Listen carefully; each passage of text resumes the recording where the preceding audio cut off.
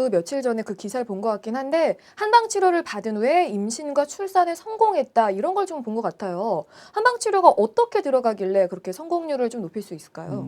조기 폐경의 발생을 막는 특별한 예방법은 없지만 네. 조기 폐경으로 진단받기 전에 월경 주기의 변화와 생리 현상을 자세히 살핀다면 네. 한방 치료가 충분히 도움이 될 수 있습니다. 음. 조기 폐경의 한방 치료는 호르몬의 정상적인 분비를 유도하는 데 도움을 주고 난소 기능을 회복시키고 정상적인 생리를 할 수 있는 자궁 환경을 만들어줍니다. 조기 폐경으로 인한 갱년기 증상에 부작용 없는 치료에 도움이 되고요. 네. 가임기 여성의 불임 극복 가능성을 좀 높일 수 있습니다. 어. 실제 저희 한의원에서 치료받으셨던 35세 여자분의 예를 들겠습니다. 네네.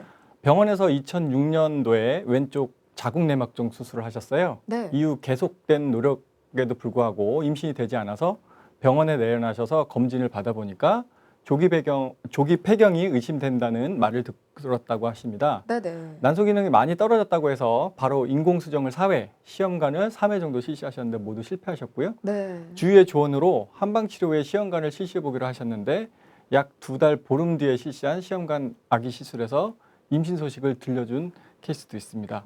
조기 폐경 확진 전에 예방치료에 있어서 한방치료는 상당한 강점을 가지고 있으며 네. 임신 전의 난소 기능의 강화에도 뛰어난 효과를 보이고 있습니다. 알겠습니다.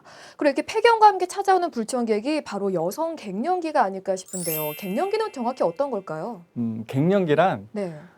폐경기 전, 폐경기 동안, 그리고 폐경기 이후 기간을 모두 포함하는 기간을 갱년기라고 하게 되는데요. 네네. 폐경 전 난소 호르몬의 분비가 저하되어 재방 증상이 나타나는 폐경 이행기, 그리고 폐경기, 그 이후의 기간이 모두 포함되므로 폐경 전이나 후에만 일반적으로는 그렇게 말씀하시는데 네. 모두 포함하는 개념입니다. 음. 폐경 이행기는 보통 최종 생리 후에 1년간의 기간을 의미하며 이후에 갱년기 증상은 수년간 지속될 수도 있습니다. 따라서 갱년기는 폐경, 이행기, 폐경기, 폐경 후기를 모두 포함하는 개념입니다. 네. 난소의 기능이 이제는 성숙기에서 노년기로 이행되는 시기인 거죠. 갱년기 연령은 체질, 영양 상태, 분만 등의 횟수에 등에서 따라 개인차가 있는데요. 통계적으로 40에서 55세로 보고 있습니다. 따라서 40세 이하에 발생되는 폐경을 조기 폐경이라고 정해야 하고요. 네.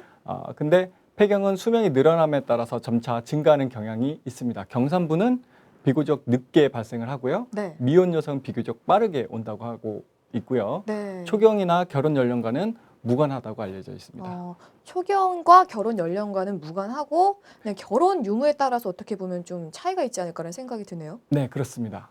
네. 근데 이 갱년기는요, 그러면 대체 왜 시작하는 거죠? 안 하고 싶은데. 갱년기가 안 올 수는 없고요. 네네. 갱년기는 난소 호르몬 기능이 난소의 기능이 감퇴돼서 호르몬의 변화가 생기기 때문에 네네. 어쩔 수 없는 노화의 과정입니다. 근데 성선 자극 호르몬에 반응하는 남포의 수가 고갈되고요. 네네. 남포 형성과 주기적인 에스트로겐의 생성이 중단되어 나타납니다. 네. 갱년기 기간 내 폐경은 저에스트로겐 혈증 증상과 함께 남포 자극 호르몬의 수치가 보통 40 이상인 경우를 40 이상인 경우의 무월경을 폐경으로 진단하게 됩니다. 네. 갱년기로 난소 기능이 실제되면 월경의 양이나 주기가 불규칙하게 되고 수개월에서 수년에 걸친 에스트로겐 분비 저하로 인해 결국 월경이 먹게 되고요. 이걸 폐경이라고 하는 거고요. 네. 간 내의 자율신경 중추에 작용하여 자율신경 실조 증상인 갱년기 장애 원인이 됩니다. 또 뇌하수체 전엽의 기능 실조도 일으키고요. 부신 피질 자극 호르몬의 이상 분비로 인해서 부신에서 성호르몬이 분비가 돼서 남성화를 보이기도 합니다. 또 갑상선 호르몬 분비에도 영향을 미쳐서 우리가 흔히 하는 갱년기 이후에 살이 쪘다는 네. 비만을 초래하고 네네. 특유의 기능 실조 증상들도 발현되게 됩니다. 그렇군요. 근데 갱년기를 왜 중년의 사춘기 아니면 갱년기 장애라고 불릴 만큼 사실 겪는 여성분들은 스트레스가 엄청나잖아요. 저희 엄마도 좀 그나마 가볍게 넘어간 것 같긴 한데 굉장히 온화한 성품임에도 불구하고 좀 그때 당시에는 신경질을 좀 부렸던 것 같기도 한데요. 이런 것처럼 증상은 좀 구체적으로 어떻게 될까요? 네, 맞습니다. 안면홍조, 상기감 등의 혈관 운동 신경 증상이 전형적인 갱년기 증상이지만 네. 단순히 불편 수준을 넘어서는 경우에 급성, 아급성, 만성으로 장애를 분류하게 됩니다. 네네. 네, 급성 갱년기 장애는 우리나라 여성의 약 절반 정도에서 발현이 되고요. 네. 약 20% 정도는 증상이 심해서 정신신경 증상을 동반한다고 알려져 있습니다. 그리고 그 다음으로 아급성 갱년기 장애인데요. 여성 호르몬 결핍이 지속되어서 계속 나타난다고 하고요. 마지막으로 만성 갱년기 장애입니다. 만성 갱년기 장애로는 고지혈증, 네. 골다공증, 심혈관 질환 같은 것들이 있습니다. 근데 갱년기가 어떻게 왔는지 알아봐야 되잖아요. 그렇죠. 그러면 자가진단법이 있을 텐데 보통 네. 첫 번째로 예를 들면 갑자기 안면 홍조가 주요 네. 증상이라고 했으니까 갑자기 얼굴에 달아오르고 땀이 나거나 두 번째로는 가슴이 두근거리고 조여오는 느낌이 있거나 네네. 또 세 번째 불면 잠을 설치게 되거나 네 번째 정신적으로 의욕이 없고 우울하게 되고 다섯 번째 신경이 날카롭거나 쉽게 화를 내게 되고 여섯 번째 초조하고 불안할 수도 있습니다. 일곱 번째 심신이 쉽게 피로하거나 지치기도 하고요.